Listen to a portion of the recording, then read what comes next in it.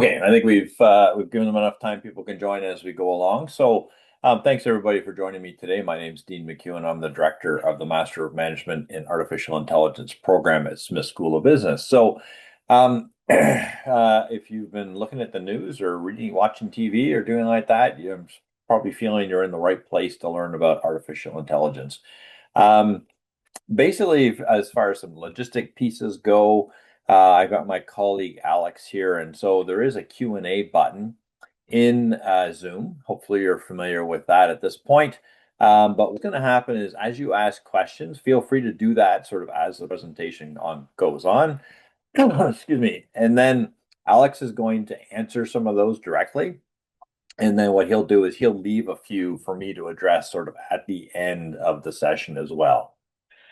So hopefully that'll work out and do all that kind of fun stuff. So without further ado, let's get started.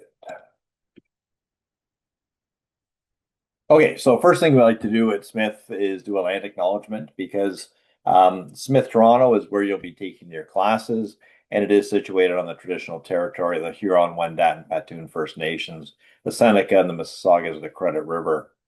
And so we're grateful to be able to live, play, and particularly learn on those lands. Okay, another thing we like to do is make sure that you get to the right program. Right? It's one thing that Smith does. Sorry. That was a dog interfering with my presentation. Would you stop? So basically, we have a suite of professional master's programs at Smith.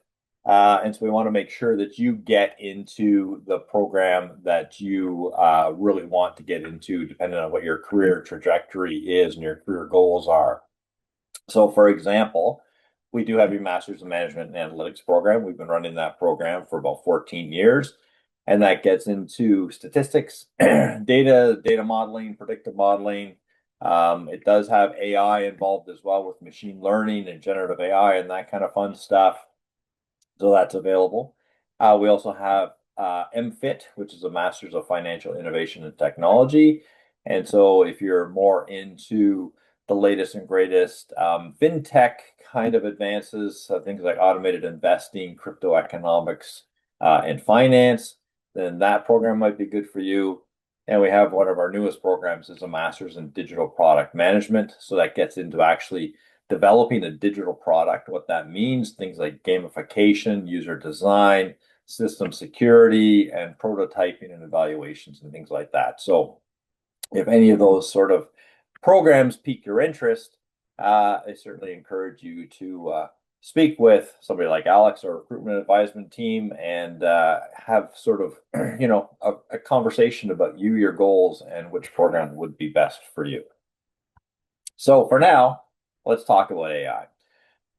This is really a tremendous opportunity for people in today's business world.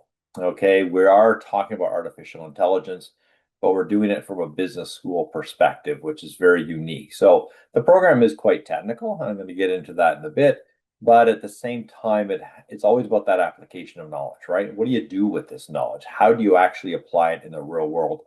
How do you use artificial intelligence to solve some of the most significant business problems that we have today? The program itself, the MMAI program, we'll call it, is a full master's degree. It is done in 12 months. It is a challenging program. There's no doubt about it. I'm not going to sugarcoat or whitewash this program because it is quite rigorous. We do have exams, assignments. It's a team-based program, so there's like team projects. There's lots of opportunity to do presentations and written work and that kind of stuff to help you develop those skills as well. And it really is foundational to a lot of people in today's business environment, right? Because AI is everywhere, and we got to figure out how to use it, how to leverage this technology to help our businesses to become successful, but also the people within the businesses, right? Because this is a part of a change here and a shift in culture, in sort of technology and knowledge around technology and knowledge about the application of technology. And so these are all things that we're going to be looking at in this program. Okay, and what's going on here, right? So we know from this McKinsey report that almost every single company invests in AI some way, somehow, but only 1% believe they're at any kind of level of maturity. Now, this is one of the interesting things about it because AI is moving very quickly, right? And so the research in this report, right, it says that it's not the employees. The employees seem to want to embrace AI and think about, oh, this is going to make my job easier. But it's the leaders who are a bit risk averse, right? They're not at that point now where they're saying, okay, let's go all in on AI. But some companies are. And so it's my opinion that the companies who are all in on AI will get a way ahead of the companies who are not. And so this is where the risk really happens. And this is why organizations need leaders who are comfortable with artificial intelligence and comfortable with leading teams of people into this new digital AI future. And this can happen quite quickly. And so what does that AI first company look like? So this was Boston Consulting did a report. It was specific to consumer products, but I think is actually quite relevant to any kind of organization. But what does AI do for you? It may allows you to make decisions faster, right? You can get real-time insights based on live data coming in every second, and you can actually use that and leverage that and build models to be able to change and make decisions really, really quickly. The data that we get today can make sure that the decisions that you make are completely relevant, right? So whether it's a new product, some kind of a new offering, whether it's a new service or whatever it is, or changing your processes, you can make sure that they're relevant to what the needs of the organization are at that very moment. This allows companies to be extremely innovative, right? And this is the other piece. We can think about doing things differently, things that we haven't ever done before. And why have we never done it before? Who knows? But those processes are old. So now we can do a new process. And with that new process, we can eliminate a lot of steps or a lot of different products that we used to use and be much more efficient through innovation and resilient, right? So resilience is also extremely important because again, when you get the real-time insights and you can innovate quite quickly, then when you find out that there's something that's not working properly, you can shift, right? You can actually absorb that hit and you can pivot and start doing things very, very quickly. And of course, throughout all this, it's going to make much leaner operations for organizations, right? So we're going to be seeing a 30 to 50% productivity boost, but you're also going to see probably a 30 to 50% reduction in expenses as you go through this. Okay, so as we know now through these two reports, right, technology is not the barrier. Uh, we've got this great opportunity to come along here and to think about how to deploy AI. We want to be able to drive revenue growth. We want to drive innovation in our organizations. And so this is going to require a significant transformation, not only at the organizational scale, but actually at the individual worker scale as well. And to make sure that those workers are prepared for this new digital future. And that has been the huge, big challenge, right? Because most of these digital transformations, they fail. We've got, lots of studies to say 70% of transformations fail. And so this is extremely important, literally for the survival of organizations, because they have to do this transformation. And if they don't, it's going to cause great grief for them later on because their competitors are definitely doing it. Now, back to the program. So the program itself, I mean, as I mentioned, we are a business school offering a technical program.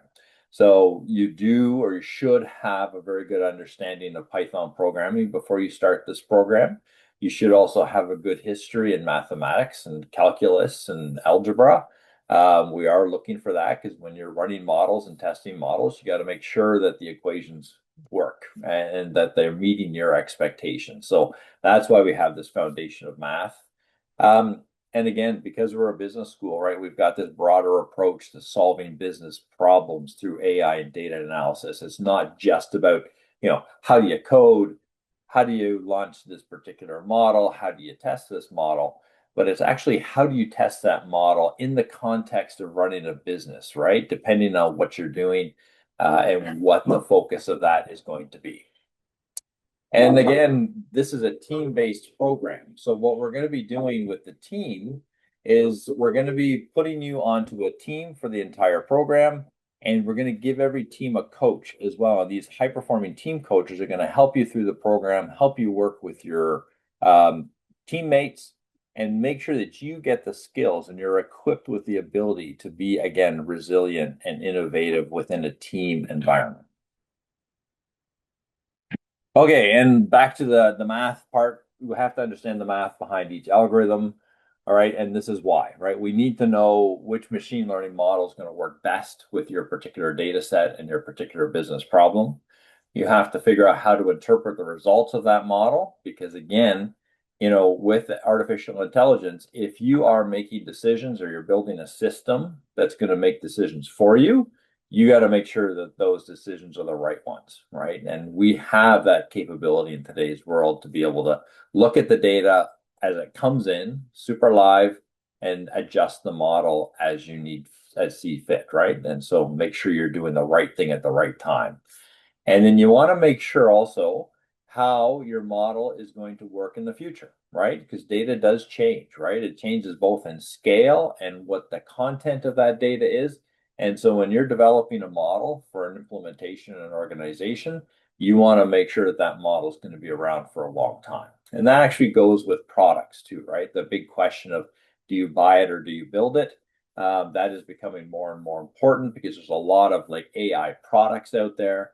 And so you want to make sure that whatever product you're buying is not only what I would say cutting edge technology, i.e., not old technology, but is it going to work for you and your organization as you go forward? Because, like we said, digital transformations fail, right? And so every time you transform either the tools or the product or whatever you're working with, there's a risk associated with that. And again, we want to be efficient with our models, right? So we want to know what do we turn on, what do we turn off when we're looking at features, because we want it to be as efficient as possible to get the results that we want as quickly as possible. And this is the underlying reasons why this course is very mathematics based. So here are the actual courses that we've got. We have what we call method courses. So we teach you, again, that mathematics for AI course is extremely important. You get into machine learning and artificial intelligence technology, and then we talk about AI innovation and entrepreneurship, right? Like, what are we going to do with this information? How do we leverage this? How do we go ahead? And then we have our very technical courses, which are very unique to this program and deep learning, natural language processing, and reinforcement learning. And what these are the actual technologies that feed up into what I would call a product called generative AI or agentic AI. You have to have a good understanding of how do you run a neural network, right, to be able to do this stuff. What is natural language processing? How do you leverage the power of reinforcement learning to build out these systems? And so what the reality is, right? You and I will never know what's going on inside OpenAI, right? We don't know what, ChatGPT 6.0 or 10.0 is going to look like. But what we can do is follow the research on the technology piece, right? We can understand what is going on in the research basis of reinforcement learning, because a lot of that is based on academic research. And so we can see these reports, we can read those technical documents, we can understand where reinforcement learning is going and think about creatively and innovatively how we can apply that knowledge going forward. And that allows us to be able to predict the future of what generative AI or agentic AI is actually going to be. And that is extremely important because we can never stay ahead of these private companies and what they're trying to implement and what the next versions are going to be. But we can understand the technology. So again, back to the buy it or build it conundrum. When a salesperson comes up to you and says, "Hey, we've got this great product," I expect the graduates of this program to be able to pick the holes in that product and say, "Whoa, wait a minute, what you're doing is just an analytical model. There's no actual artificial intelligence involved in this, or you could make that faster by using a neural network."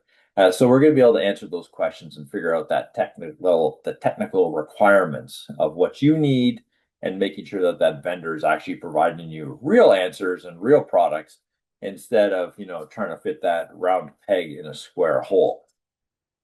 And then we want to talk about application courses, right? So we've got AI in finance, AI in marketing, and we have a capstone project. So that allows you to learn how to use and how to apply this knowledge of the technical part and the method part into real life scenarios in finance, marketing. And we culminate everything in the capstone project, which allows you to package it up to be your brand, right? This is what you do to sell to people, say, hey, I've done this. I did it. Here's my project. This is what I've worked on. This is what I can do for you in the future. And so that's a big story for you to tell as you're going through your career and developing job opportunities and that sort of thing. And then the other piece is it's not always a little bit of technology, right? And this is our business school roots. We're going to come back and we're going to talk about what we call the power skill courses. So we've got introduction to management. We understand a lot of people who apply to this program have never taken a business course before. So we're going to get you into that. We're going to teach you what management's sort of all about. How do you look at an income statement, that sort of thing. But more importantly, how do you do case studies, right? How do you feel comfortable getting in front of a crowd to do a presentation? And how do you make that presentation as solid as you possibly can and again, efficient? And then we look at agile project management, right? Because these are very extensive projects. And so you should have a good understanding of the steps and the resources required for any kind of project management that you have to do. We have AI ethics and policy course, right? Because we can do some pretty wild things with artificial intelligence and computer systems today, but the question is, how do we do them? And do we have an ethical framework that we can sort of follow?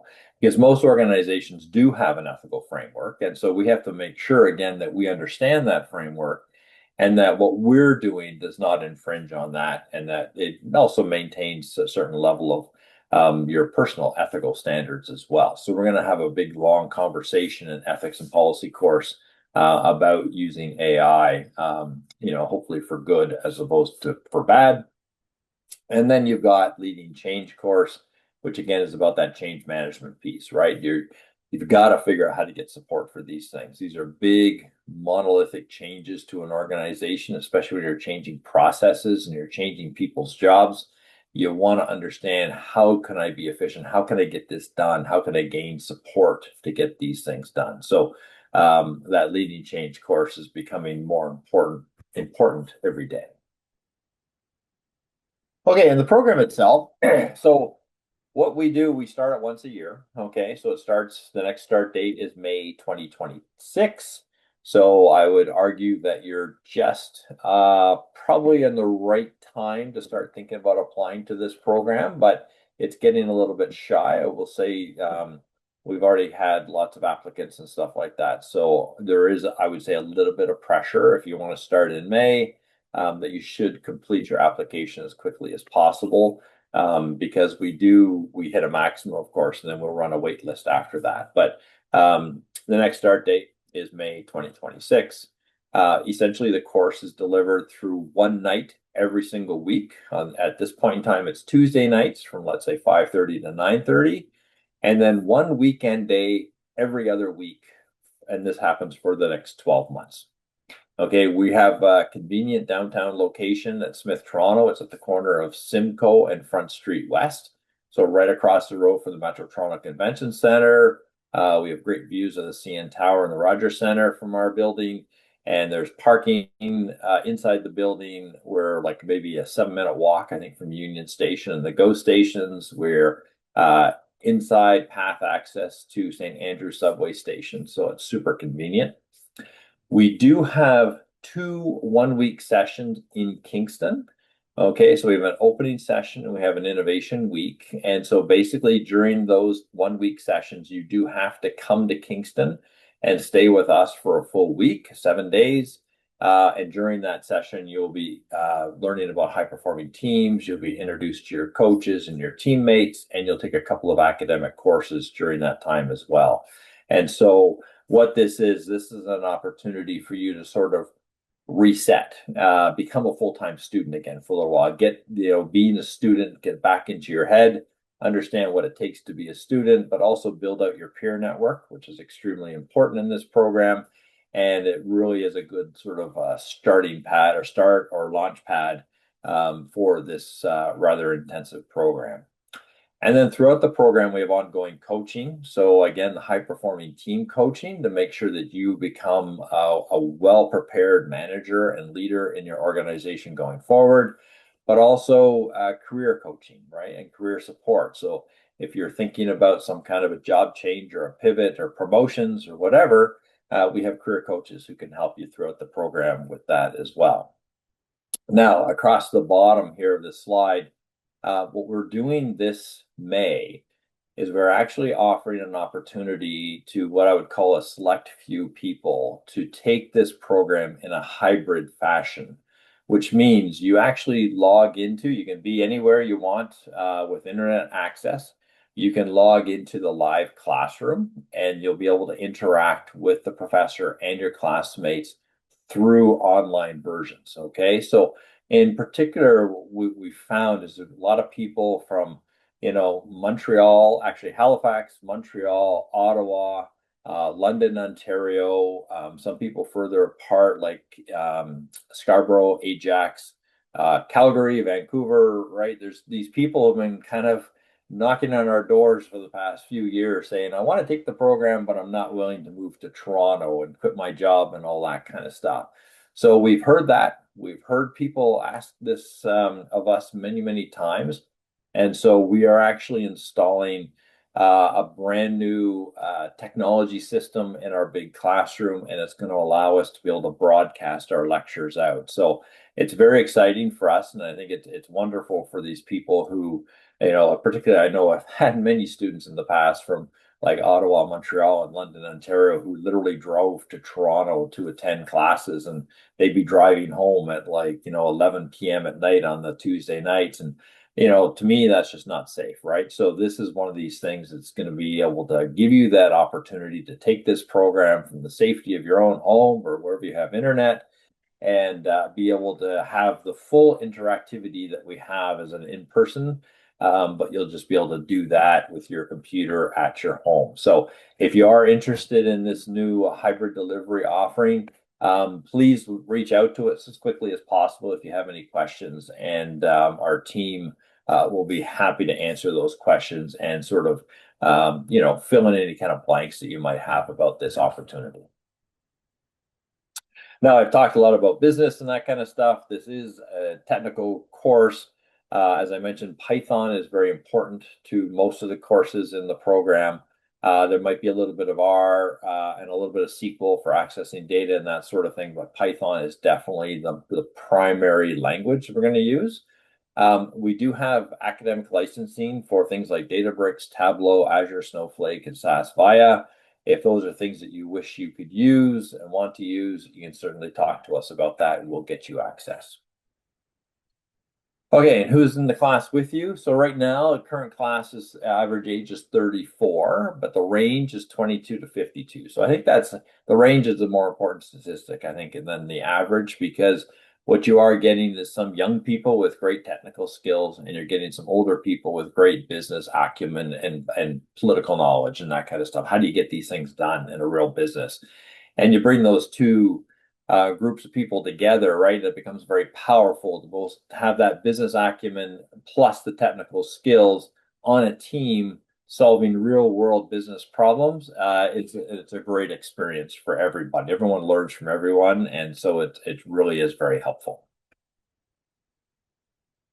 And I touched on earlier about our career management framework, but we have this is available to all of our students throughout the program, and it's really important to be able to really focus on yourself, right? Who are you and where do you want to go and what do you want to do? And, our career management framework is there to support you in that. We have everything from like job boards, but we also have online assessments and resources and career coaching. All that happens. We can help you with mock interviews and the market and technical preparation for interviews, which is always interesting, case study interviews. So we can help you out with all that and your communication skills.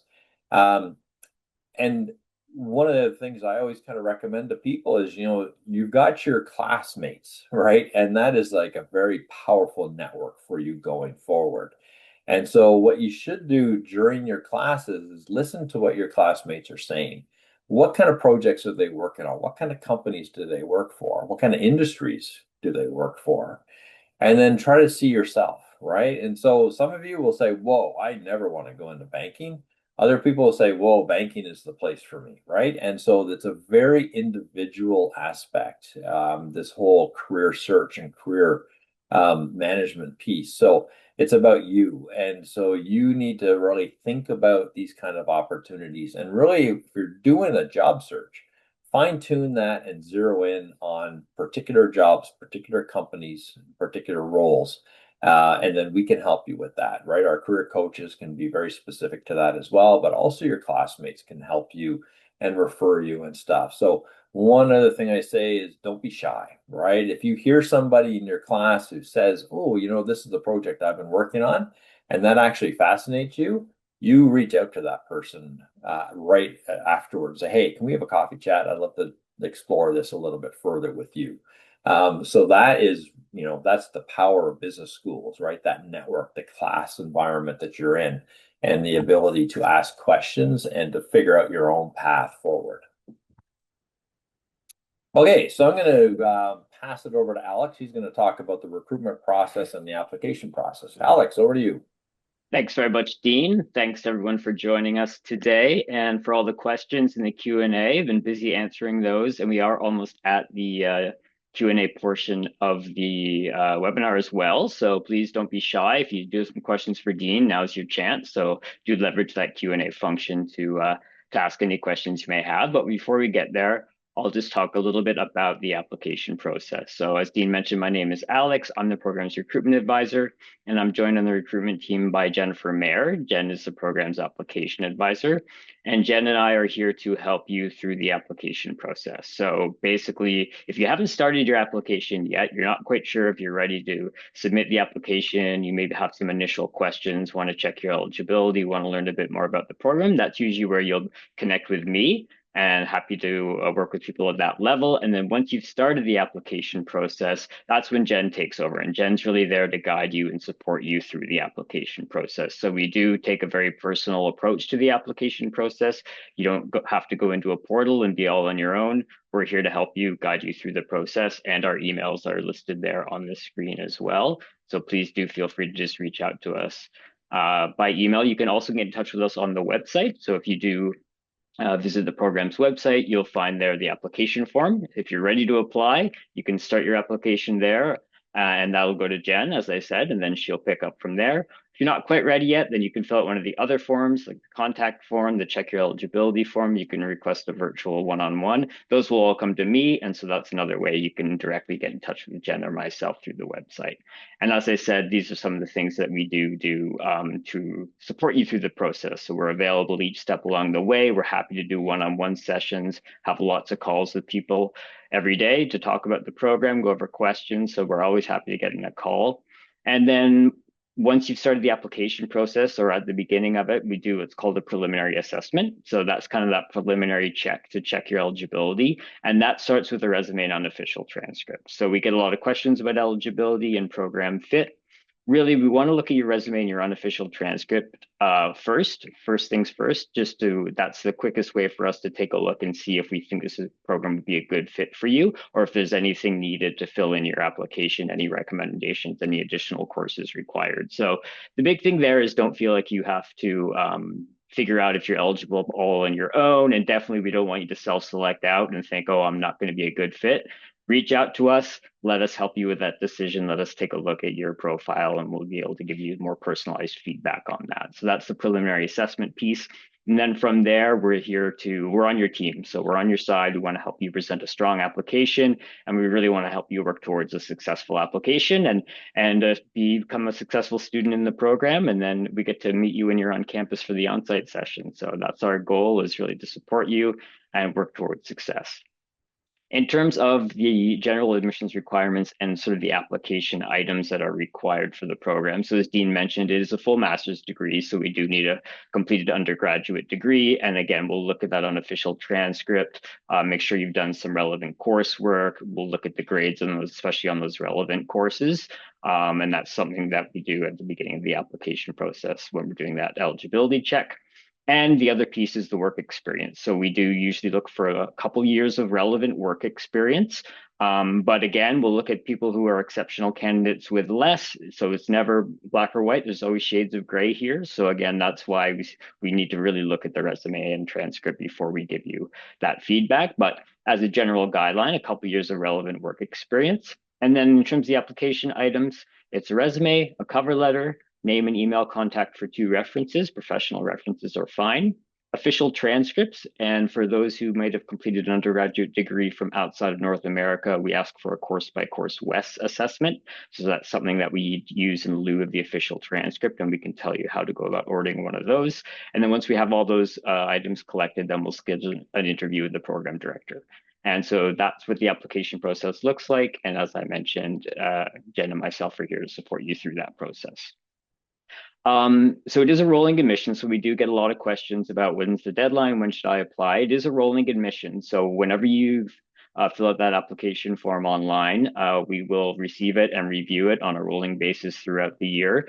But it is important to try to get your application in as early as possible. So we have sort of general guidelines, 3 to 4 months prior to the start of the program aimed at get your application in and completed. And if you're an international student, even earlier, the better. So definitely try to get it in for January if you're international, for February if you're domestic, but earlier the better. There's no fee to apply. So there's certainly no harm in getting started early. And the Vector Scholarship, for example, the deadline is March. So if you did want to be considered for that, you definitely want to be enrolled by that March deadline.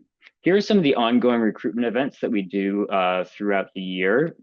So just samples. The class visits are really popular. So those were some of the dates we had over in October and start of November. So they were really popular, these class visits. We usually have up to 5 students per class. So we'll have new dates probably starting again in January on a similar kind of schedule as the dates you see there. So if you are interested in visiting a class, just reach out to me. I'll add you to the wait list and I'll let you know once we have new dates available. And these are all different things that we do throughout the year. So just ways to engage with us, ways to visit the Smith Toronto campus, sit in on a class. If you want to chat with one of the directors or schedule a call with one of the directors or come in for a coffee chat, these are all things we can arrange for you. Ways to get engaged, ways to get a firsthand look at the program and meet some of the people, because the people are essential parts of the program, right? And one last slide before I hand things back over to Dean and we finish up with the Q&A. This is the fun one. So you can see the fees, both domestic and international fees listed there on the screen. So these are all-inclusive program fees, meaning they cover all the costs for the program, including your tuition, your learning materials, your books, your digital licenses, as well as the cost for those on-site sessions that Dean mentioned. So when you're here in Kingston on campus, all your meals and accommodations are included in those program fees. You're just responsible for the cost of your transportation to and from Kingston. As I mentioned, the Vector Scholarship, so we do have a few different scholarships available. Jen and I will can provide you more information on the scholarships once we're in touch with you. And then for international students, we do have Power with Empower and Prodigy for international student loans. You've had a number of questions about OSAP in the chat, so I might as well mention this here and now. Unfortunately, this program is not OSAP eligible. So we do have quite a number of graduate programs. Some of them are, some of them aren't. So for example, the Master of Management Analytics program is eligible for OSAP, but the MMAI program is not. So unfortunately, that's the answer to the OSAP question. But there are other financing options available to you, including looking into a student line of credit. We have a partnership with RBC, and for those international loans, the agencies listed there on the screen. And so with that, I'll hand things back over to Dean, and we'll wrap up with the Q&A. So back over to you, Dean. All right, thanks a lot, Alex. And yeah, so this is my contact information as well. That QR code is my LinkedIn profile, so I'm happy to connect with people. There are a few questions in here too, so that's great. I'll start answering them. So one person is asking about not-for-profit sector. Definitely, what will happen inside an individual course is quite often you'll get to pick the topic that you're going to work on in the context of the course itself. So if you have an organization, if you work for, a not-for-profit, that is fine. You can actually bring in those examples in here. And what we've had in the past, which is always kind of nice to see, like, the not-for-profit sector often doesn't have the resources to run these kind of technical things and run artificial intelligence and that kind of stuff. And so what we've seen is a group of students will get together and offer their services pro bono, to be able to help out that organization. So that actually happens quite a bit. And you will also see that that leads a lot of people into sort of a fondness towards supporting these organizations as well. And so you'll see a lot of spin-off with women in AI, women in analytics, educational things where we have our graduates will go into schools to help teach kids on how to do this kind of stuff. So there's a lot of opportunity for the not-for-profits as well. It's not just for-profit examples in the course. You can bring in your own, and certainly, when you get to the capstone project and things like that too, you have even more flexibility to pick and choose what you're going to work on. So definitely opportunities there. And I would argue not for profit and government as well. Government needs help, right? And so the technical knowledge you gain in this program, although we are a business school, it's totally applicable to those other organizations. And I think that that would be awesome if you were to get involved and start leveraging those a bit more. Okay, and the next one. So explain the hybrid scenario again. So the hybrid scenario, so it's exactly the same schedule, okay, as the in-person one. It's exactly the same course, the exactly same professor, the exactly the same lecture schedule, the exactly the same team-based learning, and the exactly the same assignments. Okay, everything is the same. Literally the only difference is that instead of you coming to sit in a classroom in Toronto, you will be able to sit at your computer at home or at the office and access the lecture over Zoom. Okay, that is literally the only difference. When the professor calls for a breakout and sends the teams out to a breakout, you online, you will join that team online. Okay, so we've been doing this quite extensively, certainly with our Masters of Management Analytics and Blended program, plus all of our accelerated MBA program, executive MBA program. We all use sort of distance or online learning for all of these programs. So, it's very easy today actually to do a breakout room when you've got people who are online versus people who are in a classroom. All of our meeting rooms in Toronto are fully equipped with Zoom access. So, even if you were teamed up with an individual that was in person, they could get a meeting room in Toronto and they could bring you into that. That works out quite well. We will try to keep all the hybrid learners together so that their team is all online.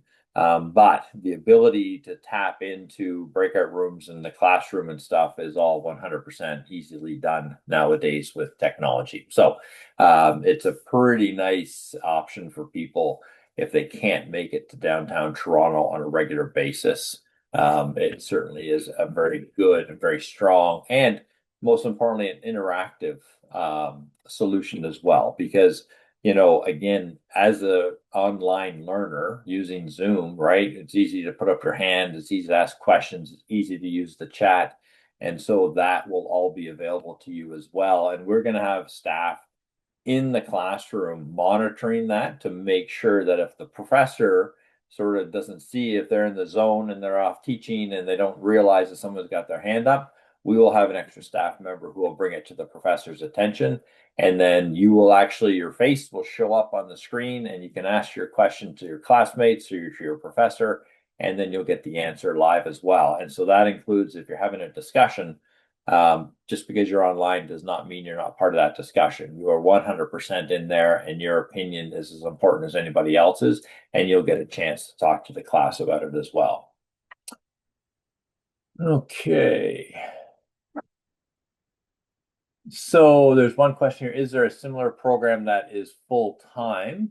So I'm not sure what you mean by full-time, but this program, in the eyes of the Ontario government, it does meet the full-time requirement. So if you're thinking you're an international student and you want to get a postgraduate work permit, this program is totally eligible for that because it does take like whatever number of course hours per week, which is the equivalent to a full-time master's program at a university. So yeah, all of our international students are totally eligible for postgraduate work permits as long as they meet all the other requirements of that permit. Umar says, can I for 1 month attend the lectures on site and for the other month online? So blended. So what I would say no. I'm gonna have to draw that. If it's certainly certain circumstances, right? You get called away for work or a family member is sick or something like that. We can certainly help you to be successful as a student, right? Student success is always the primary importance. So we can work with that, but I wouldn't say during the application process, hey, can I do this online for September and then hybrid for October? I don't think that would, I think that would be quite disruptive, not only to yourself, but also to your teammates, right? And to the class and the scenario. But if there's something very specific to you that requires you this to happen, you can just talk to us. We'll walk through it and figure out how we can do it. Because there's this aspect of the team, right? And so you have to be able to be there to support your team, and your team needs to be there to support you. Plus, there's the academic learning as well. And so I would say nothing's impossible, but I would say you can't join the program expecting to do something every other month. We would prefer and would certainly think it's a better experience if you join in to do hybrid or join in to be in person. Okay, and I don't see any other questions. Just wait here a minute. Been lots of good questions that I know Alex did a whole bunch out there, so thanks Alex for that. And I got to a few, so that's good. Um, okay, and I don't see any more questions popping up. Okay, and so this just as a raising of an awareness piece. So we have Smith Business Insights, and if you want to use this QR code, you can subscribe to free to find out about some of the research that's going on in the school, and particularly when it comes to artificial intelligence, because AI is spreading into everything, right? And so just because we don't specifically say this is technology or this is management of information systems or this is operations management, AI does sort of bleed into things like strategy and leadership and digital transformation and change management and stuff. So what this Smith Business Insight does is it gives you access to basically our newsletter and a lot of items that we have about the research that's going on at Smith. And it's very, very interesting for me. I read them all the time, so it's very cool. Okay, Lloyd, you say I apply now but want to start in September. Yeah, no. So we only have the one start time, which is in May. May 2026 is the next opening. This is what we call a cohort-based professional master's program. So everyone starts on the same day. Everyone takes the same courses. We actually don't have any electives, and so everybody finishes and graduates on the same day as well. So that's just the way that we do it with the team-based model that we run.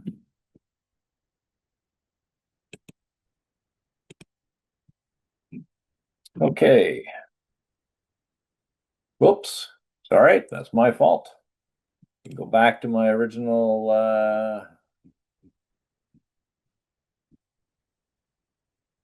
all right, so there's our final screen. Sorry, my apologies for that. And then again, if you want to book a virtual one-on-one meeting with somebody like Alex or Jen, you can use this QR code to book that virtual one-on-one. And sort of, if you have very personal questions, right, this is the opportunity to ask them about, your qualifications, what it's like for you to take this program, any more questions you might have about the hybrid delivery model as well. All of these kinds of wonderful things. Alex can really help you with that by having these one-on-one calls. Okay, so thank you very much for joining me today, and hopefully I'll see you in May when the program starts. Take care.